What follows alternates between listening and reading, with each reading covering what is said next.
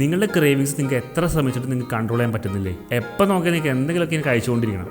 എന്നിട്ടാണോ നിങ്ങൾക്ക് weight loss ആവുന്നതിന് കംപ്ലയിൻറ്റ് ചെയ്യുന്നത്? അപ്പോൾ ആയിട്ടാണെങ്കിൽ ഹായ് ഗായ്സ്, വെൽക്കം ടു ആക്റ്റീവിയസ്. നമ്മുടെ ബോഡി നാച്ചുറൽ എപ്പോഴും ഹൈ കാലറി ഫുഡ്സിനാണ് പ്രയോറിറ്റി കൊടുക്കുന്നത്. കാരണം അത് ക്വിക്ക് എനർജി തരും നമുക്ക്. പക്ഷേ ഹൈ കാലറി ഫുഡ്സ് നമ്മൾ ബോഡി ക്രേവ് ചെയ്യുമ്പോൾ നമ്മൾ കൊടുക്കുന്നതോ ഈ അൺഹെൽത്തി ഫുഡ് ഐറ്റംസ് ആണ്. വെയിറ്റ് ലോസ് ചെയ്യാൻ നോക്കുന്ന ആൾക്കാണെങ്കിൽ പിന്നെ പറയേ വേണ്ട. വെയിറ്റ് ലോസ് ആവാൻ വേണ്ടി ഒന്നും കഴിക്കാതിരിക്കും. എന്നിട്ട് വിശക്കുമ്പോൾ ഓരോ സ്നാക്സ് എടുത്ത് കഴിക്കും. നിങ്ങളുടെ ഹെൽത്ത് വേഴ്സ് ആവുന്നല്ലാതെ വേറൊരു തേങ്ങ ഉണ്ടാകുമ്പോഴുള്ള. എന്നാൽ പിന്നെ നിങ്ങളുടെ ക്രേവിങ്സ് എങ്ങനെ കൺട്രോൾ എന്ന് ഞാൻ പറഞ്ഞു തരട്ടെ.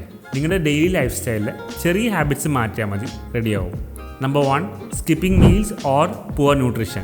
രാവിലെ തന്നെ എല്ലാവർക്കും ഇമ്പോർട്ടൻ്റ് ആയിട്ടുള്ള മീലാണ് ബ്രേക്ക്ഫാസ്റ്റ്. എന്ത് വന്നാലും നിങ്ങളത് മിസ് ചെയ്യരുത്. പക്ഷേ ഈ ബിസി ലൈഫിൽ എല്ലാവരും മിസ് ചെയ്യുന്നത് അവരുടെ ബ്രേക്ക്ഫാസ്റ്റ് ആണ്.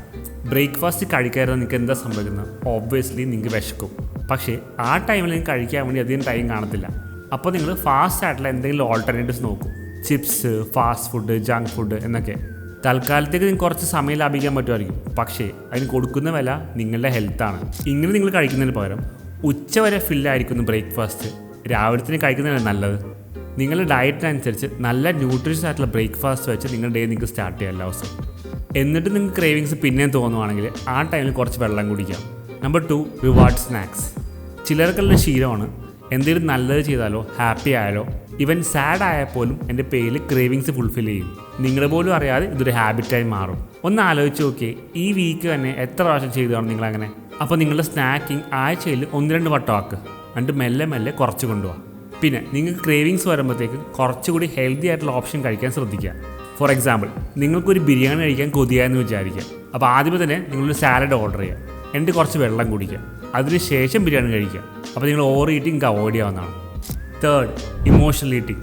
ഞാൻ നേരത്തെ പറഞ്ഞ പോലെ തന്നെ സ്ട്രെസ് വരുമ്പോഴത്തേക്കും ഒരുപാട് ഫുഡ് കഴിക്കുന്ന ആൾക്കാരുണ്ട്. എന്ത് ചെയ്യണമെന്ന് പോലും അറിയാതിരിക്കുമ്പോഴത്തേക്കും ഫുഡ് കഴിക്കുന്നതാണ് അവർക്ക് സ്ട്രെസ് റിലീഫ് കിട്ടുന്നത്. ഇവർ ചിലപ്പോൾ നിങ്ങളാവാം. അങ്ങനെയാണെങ്കിൽ ഹിയർ മീ ഔട്ട്. നിങ്ങൾ ഈ സ്ട്രെസ് വരുമ്പോഴും ബോറടിക്കുമ്പോഴും കഴിക്കുന്ന സ്നാക്സൊക്കെ അത്ര വെറുത്താണോ? വേറെ എന്തോരോ ഓപ്ഷൻസ് ഉണ്ട്. നിങ്ങൾ വെറുതെ ഇരിക്കുമ്പോഴത്തേക്കും ക്യാരറ്റും സാലഡും കഴിക്കണമെന്നല്ല ഞാൻ പറഞ്ഞത്. പക്ഷേ ഈ പ്രോസസ്ഡും ഓയിലി സ്നാക്സും മാക്സിമം അവോയ്ഡ് ചെയ്യണം. അതുപോലെ തന്നെ ഈ ബോർ അടിച്ചിരിക്കുന്നവരും സ്ട്രെസ് അടിച്ചിരിക്കുന്നതിനും വേറെ ഓപ്ഷൻസ് കൺസിഡർ ചെയ്യാം. യോഗ ചെയ്യാം, ഫിസിക്കൽ ആക്ടിവിറ്റീസ് ഏർപ്പെടാം. നിങ്ങളുടെ ഹോബി എന്താണെന്ന് വെച്ചാൽ അത് ചെയ്യാം. പക്ഷേ ഇൻസ്റ്റഗ്രാമിൽ റീൽസ് തോണ്ടി മാത്രം സമയം കളയരുത്. സോ നെക്സ്റ്റ് ടൈം ഇങ്ങനത്തെ ക്രേവിങ്സ് വരുമ്പോഴത്തേക്ക് ഒന്ന് ചിന്തിച്ച് നോക്കുക. Do you really deserve this or something better? ബാക്കിയൊക്കെ നിങ്ങളുടെ കയ്യിലാണ്, നിങ്ങളുടെ തീരുമാനമാണ്. അപ്പോൾ നിങ്ങളുടെ ക്രേവിങ്സ് എങ്ങനെ മാറ്റണമെന്ന് നിങ്ങൾക്ക് മനസ്സിലായല്ലോ. കുറച്ചൊക്കെ ഹാർഡാവാൻ ചാൻസ് ഉണ്ട്, കാരണം ഇത് നിങ്ങളുടെ ഹാബിറ്റായി already. But good things take time.